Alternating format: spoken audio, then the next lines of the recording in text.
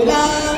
我哋嘅話劇表演啦，仲有我哋每一年最重要由3歲開始，係每一位小朋友3歲開始就已經有呢啲舞台嘅經驗，而且呢一次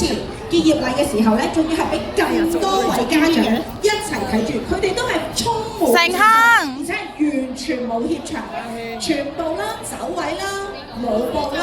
都記得非常好嘅時候咧，曾成亨。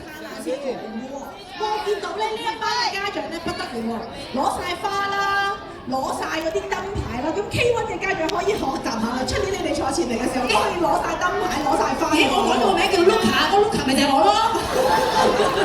幫你打氣啊！佢哋幫我打氣，梗係幫我打氣啦。嗱，其實咧真係啊，小朋友咧佢嘅表現咧真係咧非常非常之